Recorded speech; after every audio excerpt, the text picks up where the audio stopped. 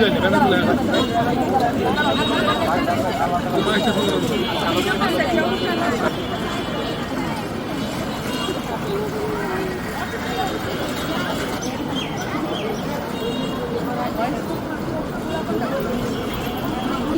5 সদস্য বিশিষ্ট একটি কমিটি থাকবে।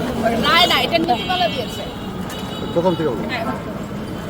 আজকে আমাদের এখানে মানববন্ধনের উদ্দেশ্য হচ্ছে 2009 সালে মহামান্য হাইকোর্ট কর্তৃক একটি নীতিমালা হয়েছে যে প্রতিটি শিক্ষা প্রতিষ্ঠানে কমপক্ষে 5 সদস্য বিশিষ্ট একটি কমিটি থাকবে এবং এই কমিটি প্রতিটি স্কুল, কলেজ, ইউনিভার্সিটি এবং মাদ্রাসাতে শিক্ষার্থীদের যৌন হয়রানির বন্ধে কাজ করবে।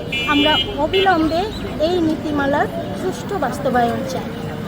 মানববন্ধনে আমি প্রথমেই সংহতি প্রকাশ করছি।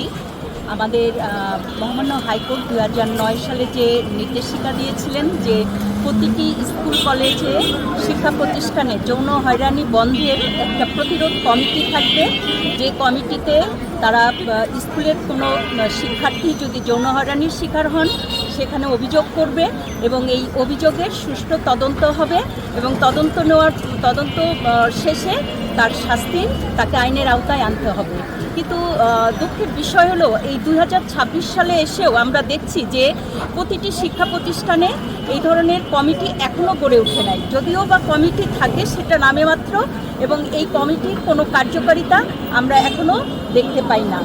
আর তারই ফলশ্রুতিতে আমরা দেখতে পাচ্ছি যে আমাদের সারা বাংলাদেশে শুধুমাত্র শিক্ষা প্রতিষ্ঠান নয়, সব ক্ষেত্রে কর্মস্থল বলেন, সমাজে এই শিশুদেরকে যৌন হয়রানির শিকার হচ্ছে এবং শিকারের মাত্রা বেড়ে যাচ্ছে, যার ফলে শিশুরা আজকে খুব খারাপভাবে তারা ধর্ষণের শিকার হচ্ছে।